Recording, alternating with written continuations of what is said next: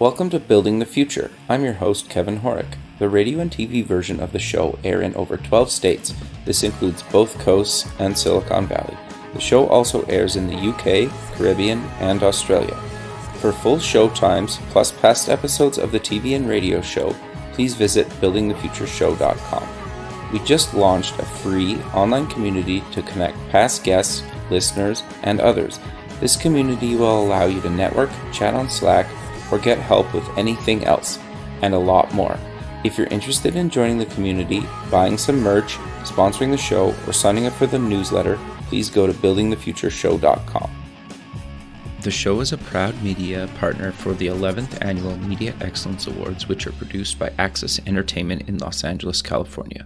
The Media Excellence Awards are recognized as the most influential awards show honoring innovation and leadership in all things mobile entertainment, lifestyle, and technology. For more information on how to submit to these awards, please visit mediaxawards.com. Welcome back to the show. Today we have Michael Zipursky. He's the CEO and co-founder at consultingsuccess.com. Michael, welcome to the show. Yeah, glad to be here with you, Kevin. Yeah, I'm excited to have you on the show. I think what you're doing is actually really quite fascinating to me, and I think kind of much needed for a lot of people. But maybe before we kind of get into that fun stuff, let's get to know you a little bit better and start off with where you grew up. Sure. Yeah, I was born in Toronto. Okay. When I was 2 years old, my family picked everything up and moved us to Israel. So, oh wow. Yeah, I didn't have a choice in the matter. I was 2 years old, so off we went, and it was quite interesting. Looking back, my father at that time was a doctor. Okay. Had everything that like a lot of people would dream of having. The house in the city, a cottage up by a lake, a boat, a car. Nice. He'd gone from nothing. My grandparents, my grandfather was in the butcher business. My other grandfather passed away before I was born, so I didn't have a chance to know him. But my family, my parents came from very humble beginnings. My father worked very hard to kind of establish himself, and people thought he was crazy for leaving this private practice and work at a hospital to pretty much go live on a kibbutz. And for anyone that's not familiar with what that is, a kibbutz is almost like a socialist type of community where people settle on this land and you work together as a community. So my father worked part-time in a hospital, but he also worked part-time in the banana fields and milking cows. And wow. It was a really interesting environment. Kibbutzim or kibbutz have changed a lot in Israel now. But for me, growing up in that environment where you could just run around, it felt very safe and just a lot of fun, lots of nature. And so I took a lot of memories from that. I think it shaped, who I am today, because I have a real love and appreciation and fascination with all different cultures and religions and languages and people. And that certainly played a big role. So when I was about 6.5, we moved back to North America to Vancouver. Okay. And here I was, didn't speak English at that time. Interesting. Didn't really know anyone. And so I was like this outsider trying to kind of figure my way out. And again, that played a big role in my life, I think, in terms of facing challenges and overcoming them. I grew up with sports being my life. I played everything from basketball and baseball to soccer to rugby and track and field. I was very competitive in all those, made the all-star team in quite a few of them, ended up very competitive in track and field in high school. One guy I could never beat. His name was Dylan Armstrong. Right. And a few years later, he went on to win the bronze medal at the Olympics for Canada. Oh, interesting. So yeah, that's kind of, how my upbringing was. And I don't know if you want to, I'm happy to kind of share like beyond high school years, but that's kind of that was my early days. Sure. No, I think that's great. So you kind of went to a bunch of universities. Do you want to kind of walk us through your educational career? Because it's quite fascinating. Yeah, definitely. I'll put this out there just like a disclaimer, right? When I was in high school, I had absolutely no intention of going to any kind of university or studying. In fact, I hated school. Why is that? Well, I grew up again from the age of, from what I remember, like say 6 years old or 6.5 years old, until about grade 10, my whole life was sports. Like literally, I just played sports. I don't think I read a book until I was in grade 8. Like, wow. Didn't complete a book. Every time that a teacher would assign us something to read, I would go and get the Cole's Notes version. For anyone that's not familiar, it's just like a summarized version of a book. Sure. And so I just did what I needed to do to pass. There were some situations where I almost didn't pass, but I had to get some extra tutors or stay after school or kind of do what I needed to do. But my life was sports. And really the big shift for me was when in grade 10 or halfway through grade 10, I went to Thailand with my father and stepmother. That just opened my eyes to, like, I had real hardcore culture shock in a very positive way, but it just opened up my mind to, like, there's a world out there beyond what I knew growing up in North America and from what I remembered being in the Middle East. And then my life changed. Like I switched at that point from being very into sports, all of a sudden then being into arts. So things like music and poetry and photography. Anyways, so fast forward, like grade 11, a couple years now, before making this decision around college, I still wasn't sure. Like I thought I would just kind of be roaming the world, exploring countries, traveling, because that's really what gave me like energy and excitement. But what happened was I decided to study just a lot harder. I went from sitting at the back of the room all the time in class to sitting at the front of the room, from scribbling notes to actually taking, or, scribbling like little drawings to actually taking notes. And I started to appreciate, I had a really good teacher in history in grade 11. And that certainly had an influence on me. Fast forward, graduated from high school, not with very good grades, but good enough to go to a local college. And when I went there, I took a program that was like Asian business studies. It was called Pacific Rim Studies. And it was all about learning about like the history, the religion, the languages, a culture of the Pacific in terms of Asia Pacific. Sure. And so that's what I studied. But at the same time, I wasn't satisfied with just learning like the geography and the languages and religion and all that. I wanted to apply business, because when I was finishing high school, my cousin Sam and I, we started our first business together, which is a web development design firm. So many years ago, like the early days of that stuff. And just, maybe I wanted to make money. Like, I don't know what it was. I've always worked hard and had side jobs. Even when I was in high school and even in elementary school, I worked in my stepfather's electronics shop.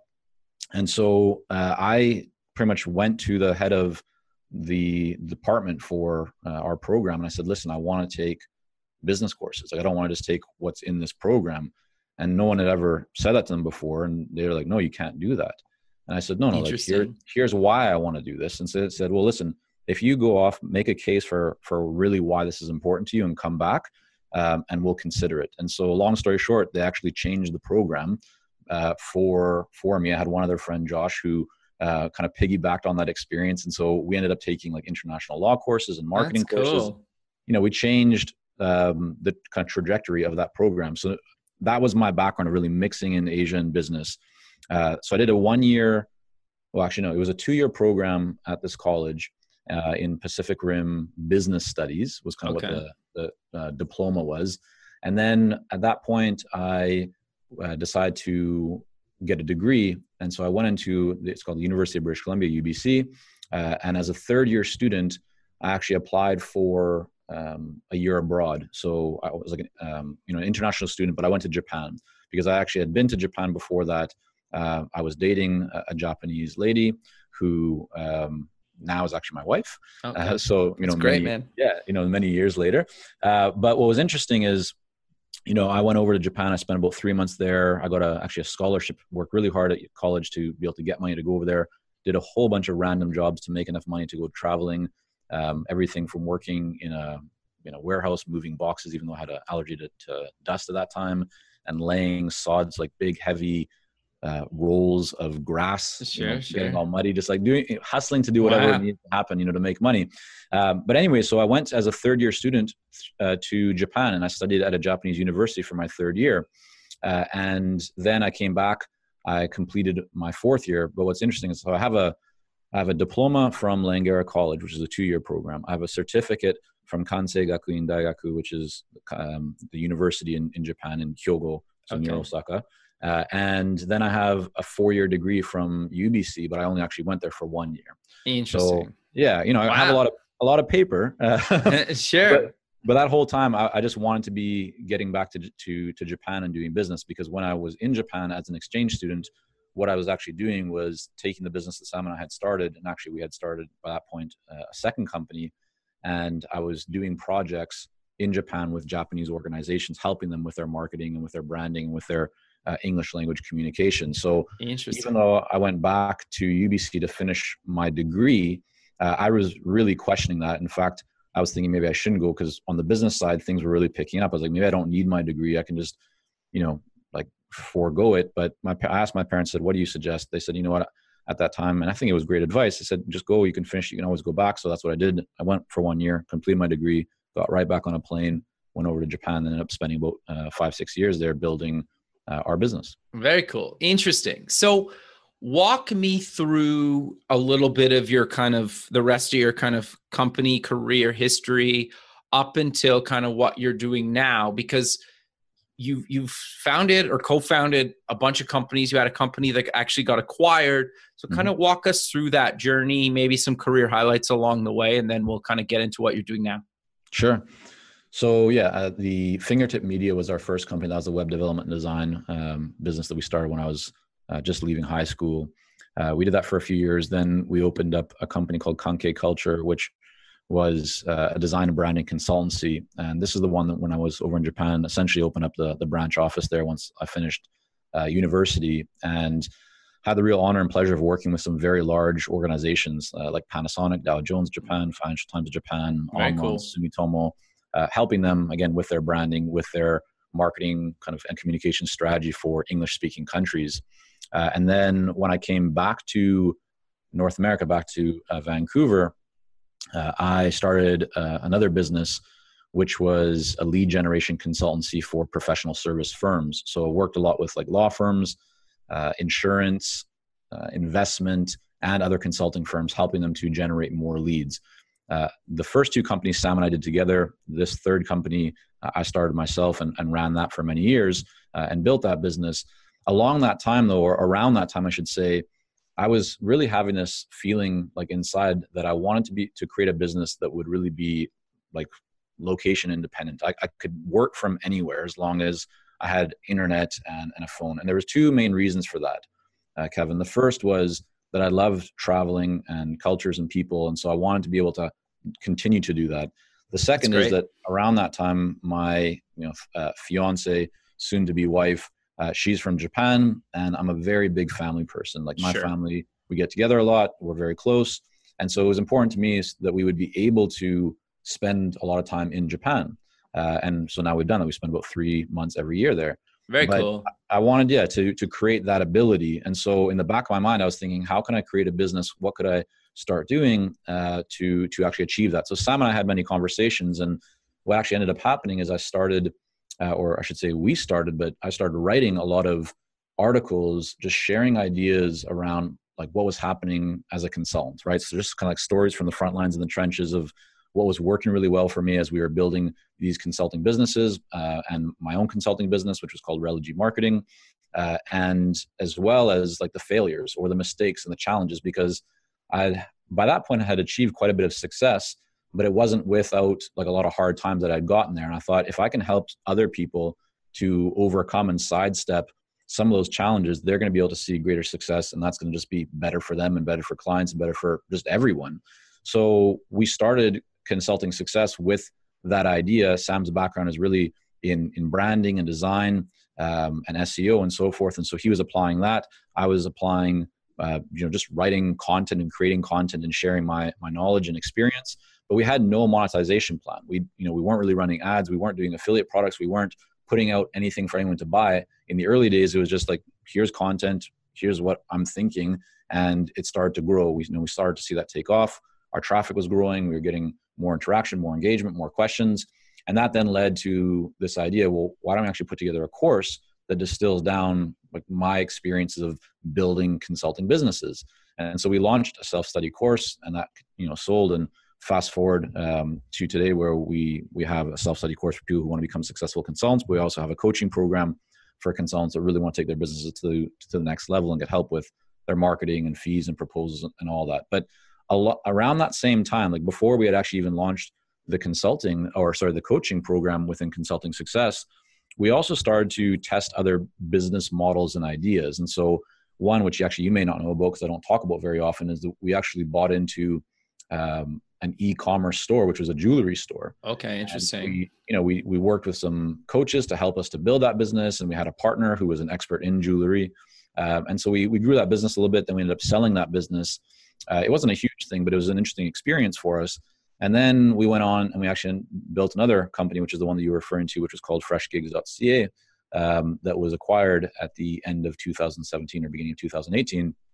And completely different market. Freshgigs.ca is a job board that specializes in marketing, communications, and media jobs. Right. It was, and probably continues to be the number one in Canada for that specific area. And we got there kind of through a lot of ups and downs. And we initially built that out, invested over $20,000 to kind of build it, only to learn later on that no one actually wanted what we had built because it was very different than what it is today. So we had to transition. We had to kind of, as people say in the startup world, pivot. But we had to make changes, and we were able to turn it profitable and continue to grow it, and then later on actually sell it. So that was kind of that experience, which I think was a great one, taught me a lot of lessons. And today I'm fully focused on working with our clients at Consulting Success. Sure. So just before we kind of get into Consulting Success, what made you kind of decide to actually pivot with Fresh Gigs? Was it like you were just getting user feedback or whatnot, or how did you decide to kind of transition that? Well, it was actually like the failure to get user feedback that really was the issue. Okay. And so what I mean by that is we started off, we invested $20,000+ to build this, and we were packing this online, kind of software service as with as many features as we could that we thought that people would want, like just everything. Oh, great idea. Let's put that in, put this in.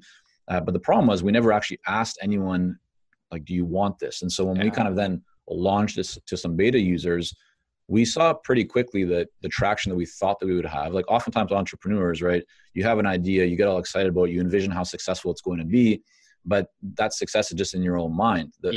Really what will tell you if you're onto something is how the market responds. And so when we put it out there, we saw very quickly the market told us, like, hey, 90% of what you have here, we don't even care about it. Like, there's no value in that. But this 10% here, like, is interesting. And so we decided, well, why don't we double down? Like, let's just forget about the 90%. Let's strip this out completely, and let's just focus on the 10%. And the 10% at that time was the whole job board. It was, okay, we are marketing the community. Like, we are marketing people, we are designers, we are media people, and we're good at our craft, but we're not necessarily good at finding the best jobs, or we don't want to go to big, job sites that are layered with like every kind of possible job. We want something very catered and focused to us. And so we took that feedback and we built on that. And that was really how things took off. Interesting. And then you sold that business. Were you looking to sell? Did you kind of get approached or walk me through that process? Yeah. So, it was all of the above. We'd been thinking from a long time back that it was something we would be open to. Whereas with like Consulting Success, it's, sure that maybe in the future, that's something that we would even think about, but for the foreseeable future, like I can just imagine doing working with consultants and continue to help people grow consulting businesses like I've done for a very, very long time. But with Fresh Gigs, we weren't really passionate about like the recruiting space or, the job space. It's a cool business. It was profitable. It was fun running it, but we were spending, even though like we weren't spending a lot of time. We had set up really good systems in place. So it was pretty much passive revenue, but it really felt to me like, and Sam and I had conversations about this often. It was like a child that had great potential, but we weren't being good parents. We weren't really giving it what it needed to succeed. And so, that obviously meant that there could be greater revenue, but even beyond that, it meant that it could help more people. And so we opened up ourselves to just saying, hey, if we can find the right opportunity and the right, group who could actually be good parents for us, that could help this business to realize its full potential, and it worked out for all parties, like we would be open to that. And so, the other part of it too is we didn't want to go through a huge process that would weigh us down and, do like months or years of due diligence and go pitch it to like on investor roadshows. We didn't want to do any of that. And so as luck would have it, we were approached by someone through kind of a mutual friend and a company that is in that business specifically. They have a lot of different job boards, and they're building, a tremendous network and a lot of just a very kind of successful group.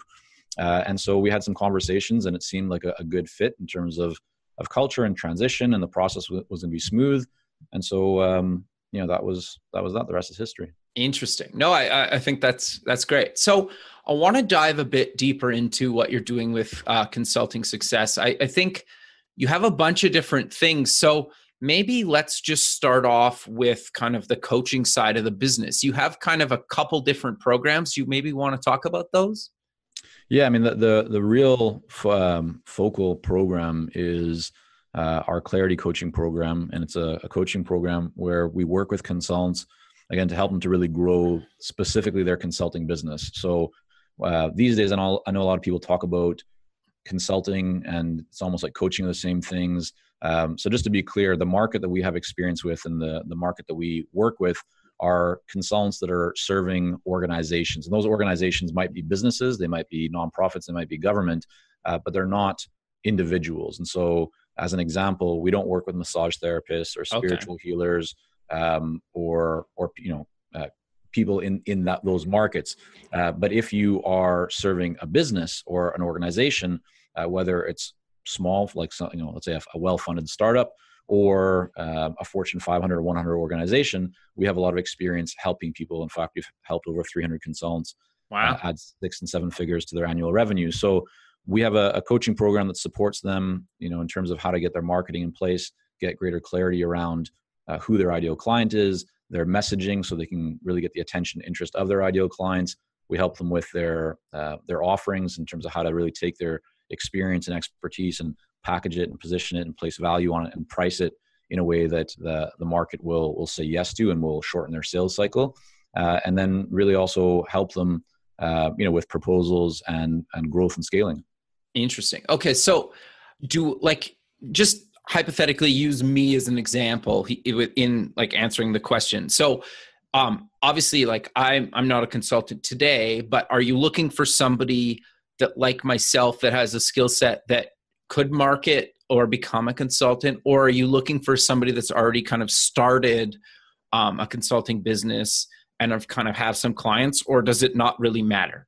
Yeah, that's a great question. So we work with both groups, but the way that we would support each person would be different. As an example, if someone's just getting started, then our self-study program may be a better place for them to begin, because our coaching program, is a significant investment, both in terms of time and money. So it needs to be for the right fit. But in terms of who we work with for the coaching program, the real qualification, or one of the big factors that we look at and criteria is this person an expert? And what I mean by that is that you need to really be able to deliver value and results for the clients that you're serving. So if someone is just brand new, like they're out of university and it's like, yeah, I've been studying about this one topic and I want to help people in it, then our coaching program would not be the right fit. Then I would say, look at the self-study program to kind of get into consulting yourself a little bit, and start to hone your craft, get that experience and expertise. And then you can look at the next step from there. But people that reach out to us for the coaching program, they're all experts in their area. They may have just transitioned from the corporate world and they might not have that much consulting expertise necessarily, but they have clear expertise in their area. They're often executives, at organizations, and now they want to go off on their own. They want to realize their true and full potential. They want to have more freedom and flexibility, unlimited income earning potential. But we also work with a lot of consultants who have been consulting for 5, 10 years or more in some cases. And for them, their challenge is not the consulting part, because they've been doing that for a while. Their challenge typically is that they've got to where they are just on the back of referrals in their network. And so they don't actually have a good marketing system in place to bring them leads consistently and in a reliable fashion. And they want to grow beyond where they've got to today. And so we have, proven processes and systems and approaches and principles that we help everyone apply to their business. Okay, interesting. So what's the cost, or does it really depend on kind of what I'm looking for? Yeah, it'll certainly depend. I mean, we have programs that are, like a few $100s. Sure. We have some that are, that are 5-figure investments. So it depends on what someone is looking for and what stage they're at. And what we aim to do with everything is to ensure that people have a positive return on investment, and that they are going to achieve their real goals and real progress. Sure. So you mentioned the course. What exactly is the course about, and what do I kind of learn in that?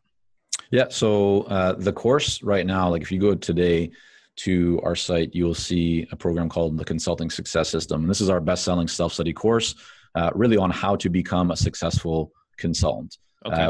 Right now, like after you and I probably get off here, Kevin, I'm going to be going back into the recording studio because we are recording and putting together an updated version of that program. So the old one will be phased out. There'll be a completely new program. And that's all really about helping people to start, run, and grow a successful consulting business. But it's really focused, the self-study program is really focused on people who want to, get their first 6 figures in consulting. Okay. And so it's like how to get there, how to think about the building blocks and the foundational elements of actual consulting. So if you're not familiar with consulting at all, you haven't, been a consultant, and you want help, you want to, just really a proven path to start your business and then to run your business, everything from how to set up the business, to marketing it, to your pricing, to your proposals, right? Those entry steps, those early stages, this is a very clear path so that people don't need to, kind of tread water themselves or spin their wheels wondering like, what do they do? Or they don't have to just read a whole bunch of articles online and try and piece it together. We've organized it, packaged it, provided templates and scripts and so forth to help people so they can just apply it right away. Interesting. Okay. So at what point though, should I be looking to potentially take the course? Like, I know you kind of mentioned if you're new to it, but should I come in, or like should I have a specific background, or is there not really any kind of prerequisites? Yeah. I mean, so for the self-study program, there's no prerequisite because it's, a course you enroll into. Okay. And so it's very different. Like with the coaching program, we have, we get a lot of applications for that. It's very high demand. We turn away the vast majority of people that reach out because we really want to make sure that it needs to be a good fit, and it needs to be a good fit in 2 ways. I mean, one, we need to feel good about the people coming into it. Like we want to work with these people from a cultural perspective, and just like, we're going to enjoy working together. But also what's really important is that we need to feel that we can actually help you to make real progress. And if we can't, then we want to just, guide you in a different direction, because our reputation is obviously on the line. Sure. And it's important that we only work with people who, we really know that we can help. But in the self-study programming, that's like at your own pace, right? You kind of go through as much as you want. So the real suggestion that I would have for you or for anyone thinking about like, should I invest in whether it's ours or any other person's program in whatever area, you want to improve in, it's just how committed are you to doing this? Because I think there's a lot of people who take programs but actually never do anything with them. Sure. Or it's like you buy a book and maybe you read the first page and it goes on your bookshelf and you never take it off again. So my encouragement to everyone is whatever area of your life or business you want to improve, the first thing is just to really ask yourself, how committed are you to seeing change? Are you willing to put in the work and to apply it?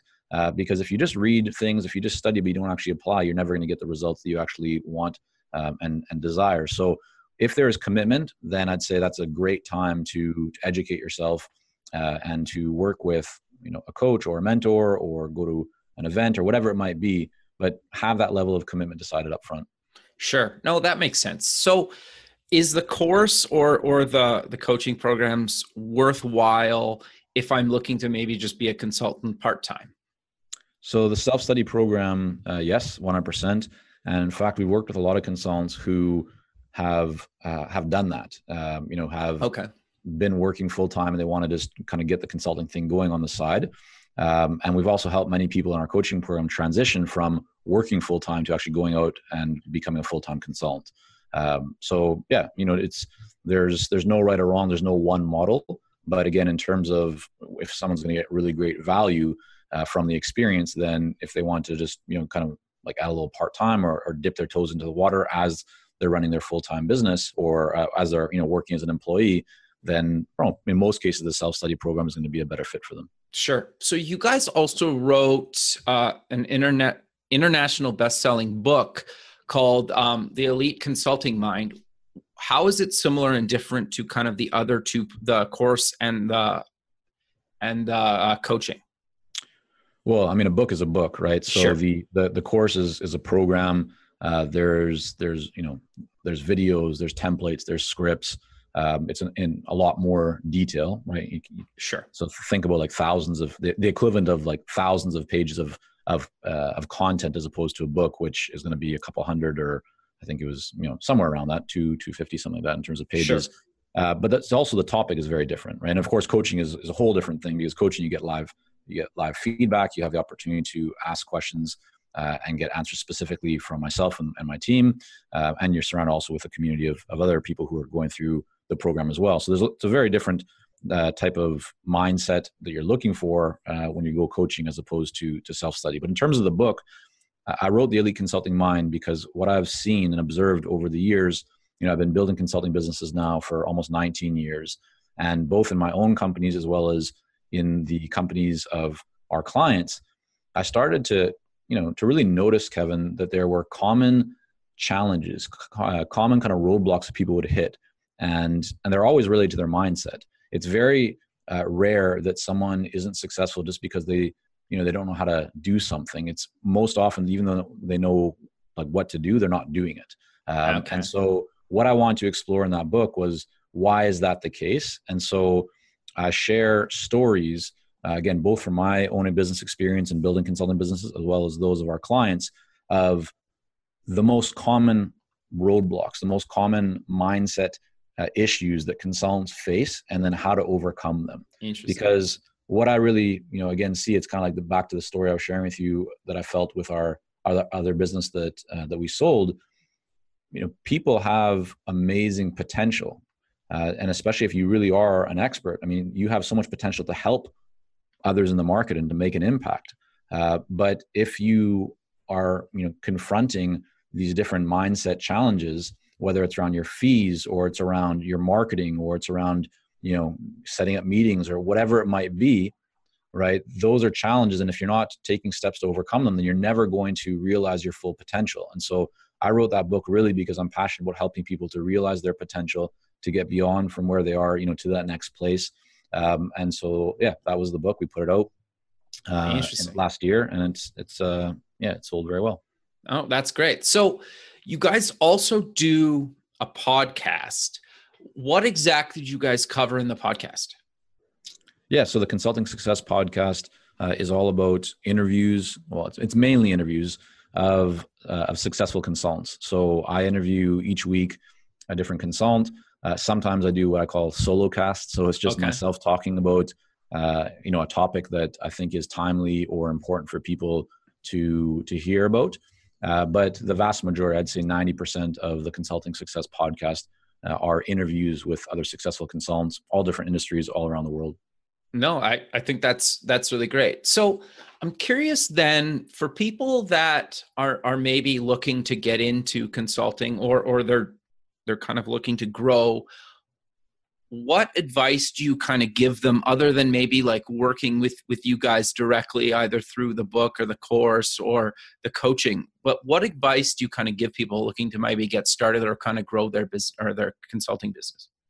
Yeah, it's a great question. And it's really going to depend on, what stage someone is at, because the advice for someone who, for example, has maybe started and done a little bit of consulting on the side is going to be different than someone who is maybe in a corporate environment right now and wants to go off and do their own thing. But, if I was to offer advice that might be relevant for both groups, what I would say is, first of all, just be very clear that you have a real area of expertise, and what you're going to want to do is validate that, because oftentimes people think like, oh yeah, I can help in this area. But they're just way too general, or their messaging is trying to speak to all people about all things. And so when you're launching your consulting business, you want to get very, very specific about who you can help and how you can help them. What problem are you really helping to solve? And is that a problem that people want to solve? Is that a problem that people are willing to invest into solving? And so you can do some initial work in that area. You don't have to build a huge business plan or spend tons of time creating a website or fancy materials to validate that. But validating that is so powerful, because once you actually validate it, you're going to get feedback about how to optimize or adjust what you've been thinking to ensure that you actually have identified a market that you can then tap into. And then from there, there's greater refinements around like who really is the ideal client, and can you make your messaging even more powerful, and then updating your other materials and making sure that you have the right services and pricing and marketing and all of it to support that. But I think that's really what I would encourage people to do as a first step, is to validate their ideas. And again, like imperfect action. You don't need to create a lot of materials before you go out into the market. You want to have conversations with people as quickly as possible. And so that could be everyone from thought leaders to going to events, to speaking to people, to reaching out to other authors, or even just approaching prospective clients and having conversations with them about what they're dealing with right now to figure out how you can best help.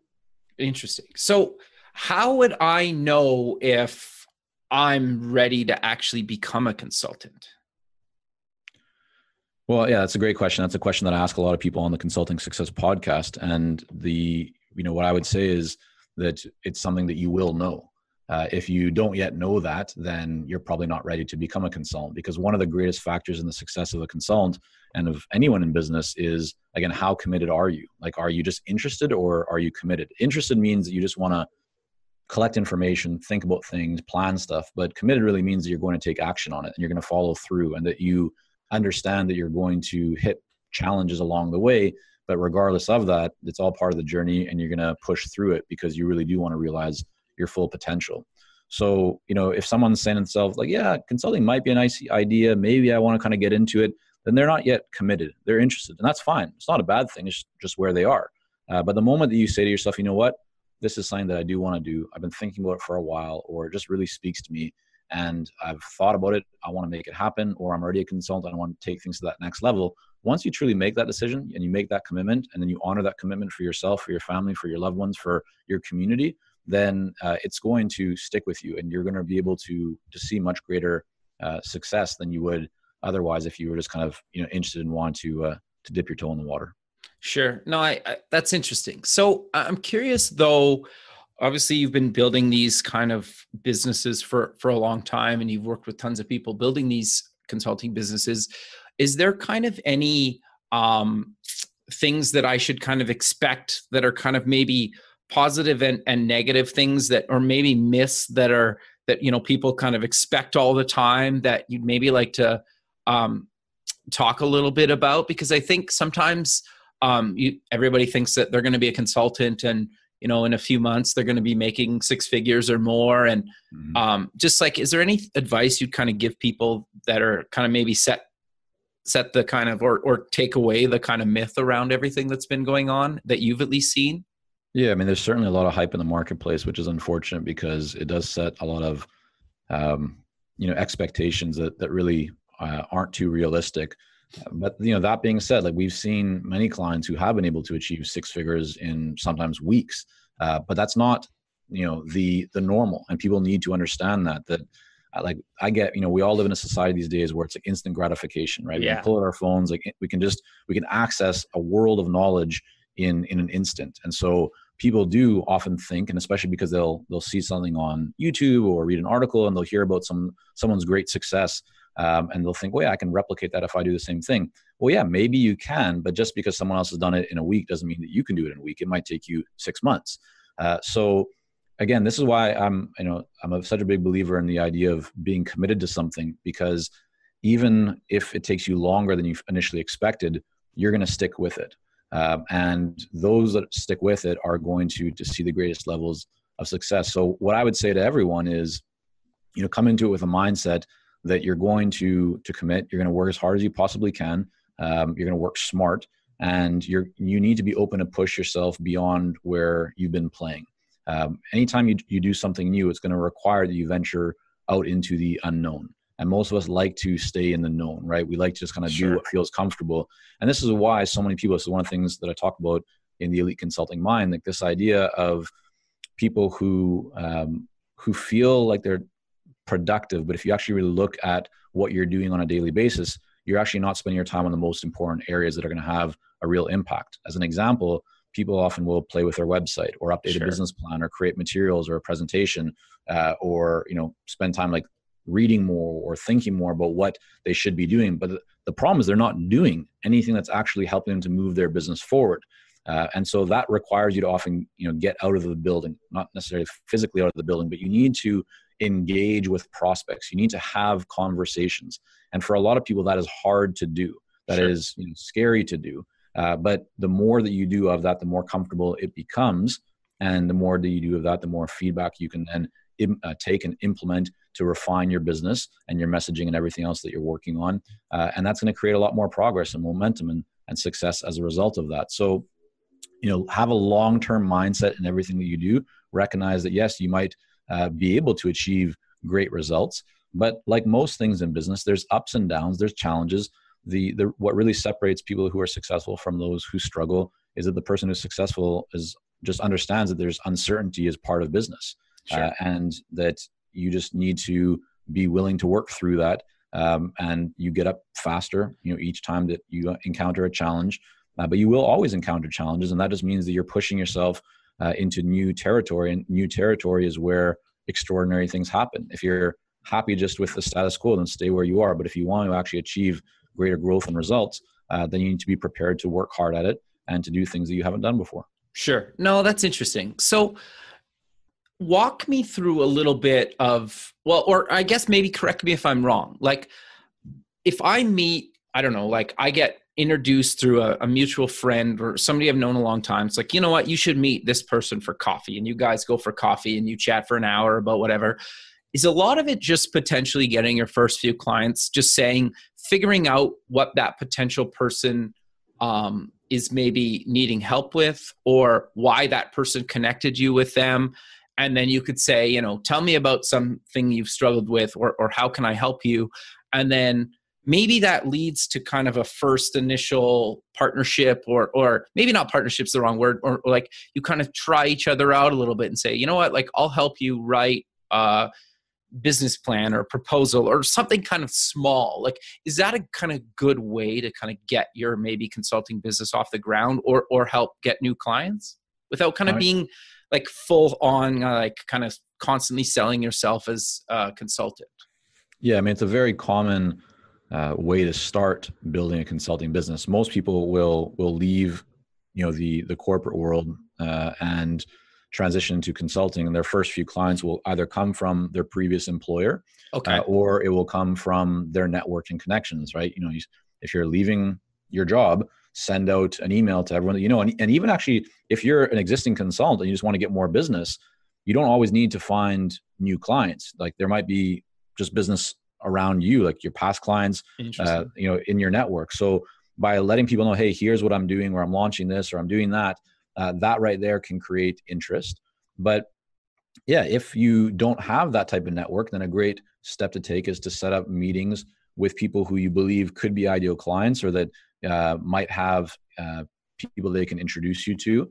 And go into those meetings not with the idea that you need to sell something. You don't need to feel the pressure to do that, but you want to learn from that experience. You want to try and identify, where is their opportunity in the marketplace? Like, what are people happy with?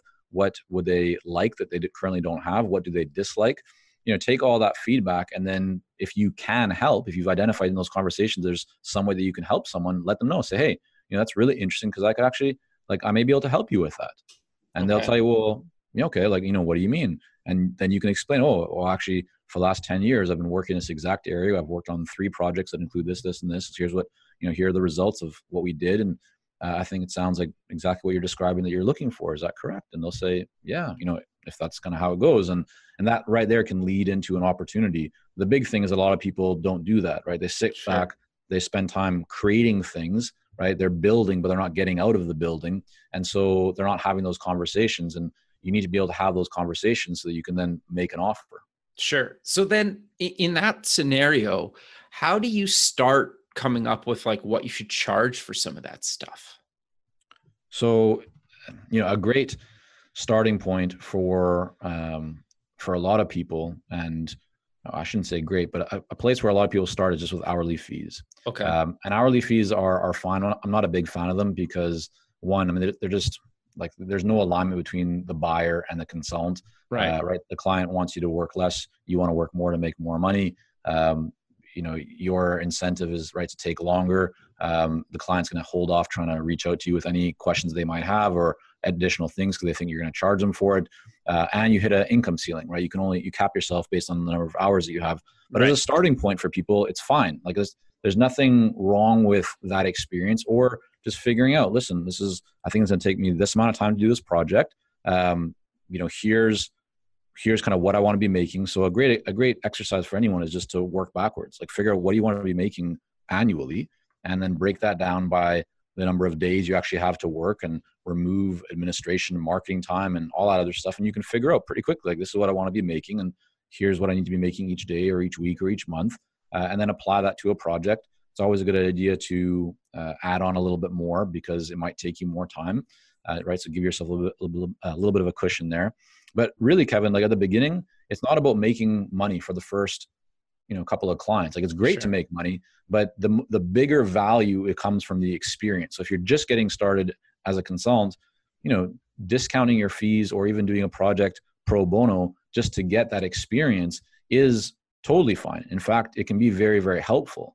It's not something that you want to do long term, right? But just to get your foot in the door and to get that experience and that track record and that case study that you can then leverage and use in your marketing and to go to other clients like that can be very powerful. Once you've done that, then where you want to go is you want to look at a better pricing model, that has a lot more leverage and scale and that can be significantly more profitable. And there's many different ones. So it depends, whether you're looking at retainers, whether you're looking at performance deals, or you're looking at ROI and value focused pricing, where you really hone in on what is the value for the buyer, and then base your fees on kind of a percentage of that to give them a very positive return on investment. Sure. So have you, in your experience, seen where, say, I do a pro bono case or work for you, for example, and then just to start off, and then, eventually, like you mentioned, I want to make some money. How do I transition from actually like doing free work for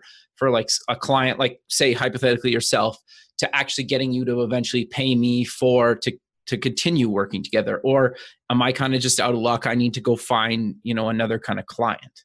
No, so here's the key thing, right? In all work and everything that you do, you need to do a good job. Right? Most employers, most clients, they're always looking for experts and for help. And it's still rare to find someone who just delivers consistently. So if you're delivering consistently and that client is happy with that situation, they're probably going to want to keep you around. And so your goal is to plant the seeds throughout that project about other things you could be doing and make it very clear from the beginning. This is just, set the expectation. Like this is the one project we're doing together, pro bono or a discounted fee, right? But going forward, it'll be different. And then you look for opportunities to add more value. That's what it's about. And so then you have a conversation with that client about what you've been working on in the past, what you're currently working on with them, what the next step is, and the next logical step, not for you, but for them, and how, things are going to be better off for them, or how you can help them to solve other issues that you've identified, come to an agreement in terms of where they also see the value, propose what that would look like to them to solve that or to create that level of value. And now you've got an extension, right? You've got more business from that client. But what you should also do is take the experience of working with that client, go out to similar organizations and say, hey, I've just been working with this organization on this, this issue or this project. Here's what we're seeing so far. Do you have any need for this? Okay. Are you looking to do the same? Are you working on these kind of projects? Or I'd just love to come in and talk with you about what I've been doing and what I've been seeing here and learn more about what you're also working on. So there's many variations of how to, do this, but you certainly want to leverage that experience so that you can create more opportunities to work with similar organizations. Okay. And are you cold calling this? Are you cold emailing? Are you trying to get introductions? Like, how do you go about actually doing that?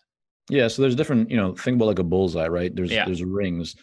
Always start with the path of least resistance. And so that is your network. That is leveraging referrals and introductions. It's always better to go warm, right, than to go cold. But it doesn't mean that you just stop at that first kind of ring of, of warmth. You want to go beyond that. And so you might begin by doing referrals and introductions, but then next after that, you'll connect with someone on LinkedIn. You'll send them an email or some content that would be valuable to them. You follow up with a phone call, right? Then you nurture. So it's all of that. And then you can hit them from other ways too, right? If you're creating content or you're going to events, you can layer on the touch points, to your kind of your total campaign. And now you're going to be top of mind for your ideal clients on an ongoing basis. Interesting. So you're almost selling yourself a little bit, right? Like, or constantly selling yourself. Is that fair to say? You have to be. And a lot of people think about that as like it's a negative term. Like, no, I don't want to sell myself, or I'm too good for that, or I've been a vice president of this organization, I'm not going to sell myself. People need to come to me. No, they don't. I mean, the reality is that if you're not willing to kind of toot your own horn or to talk about your accomplishments, no one's going to do it for you. Sure. And you may have got to where you are today based on just your referrals in your own network, but at some point that is going to slow down, or it's going to come to a halting, screeching stop. And you're going to wonder, like, what do I do now? And so you want to be proactive with this. You want to recognize that your focus should always be on building meaningful relationships with buyers. And you want to stay top of mind with those buyers. And you want to focus on having conversations with those buyers. And so that requires you to do outreach. That requires you to do follow-up. That requires you to talk about what it is that you're actually doing and how you can help people. Because if you don't tell them why you're good and what you've accomplished, then there's no way that they will really know about that. You can't expect them to go off and spend a lot of time researching kind of your background. Like, they might do that, but they also might not, because Sure. they might just gloss over and someone else that does a better job of communicating their value and their track record and their accomplishments and their successes. If they see that person before they see you, then they might just say yes to that person because you haven't competed. You haven't done a good job of standing out. So you want to make sure that you give yourself the best chance to win that business and to get that conversation and to help that client by putting everything that you have, everything that you've accomplished at the forefront. Sure. So is there how do you make sure it doesn't come across like you're just constantly bragging about yourself? Well, I think, if you are putting onto social media or whatever it might be, like, I think, I think it's a great question, Kevin, but I do believe that most people would know the difference when you're actually creating the content, right? If you're putting up on LinkedIn, like, hey, I just won this other award and I'm such a great person. Like, I'm the best expert in this area because I won this award, right? That comes off as bragging.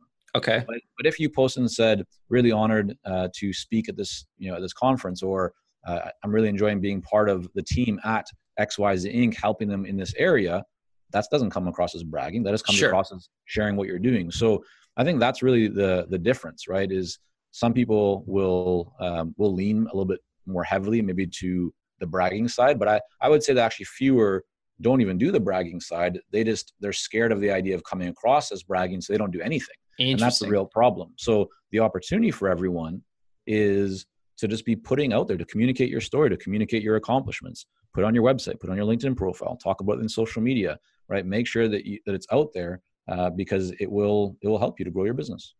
No, I 100% agree. I think that's actually really good advice, but we're out of time. So let's close with mentioning where people can learn more about all the stuff you guys are doing and kind of dive a lot deeper into all the stuff we covered today. Yeah, definitely. The best place to go is consultingsuccess.com. That's consultingsuccess.com. There you can find a whole bunch of resources, both free and paid. And if you want to take a look at any of the books that I've written, you're welcome to go over to Amazon, and you can find them both in paperback and Kindle. Perfect, Michael. Well, I really appreciate you taking the time out of your day to be on the show, and I look forward to keeping in touch with you, and have a good rest of your day, man. Yeah, thanks so much, Kevin. Thanks. Okay, bye.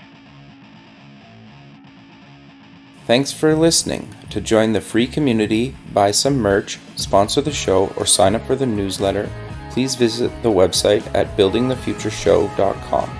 The music for the show is done by Electric Mantra. You can check him out at electricmantra.com and keep building the future.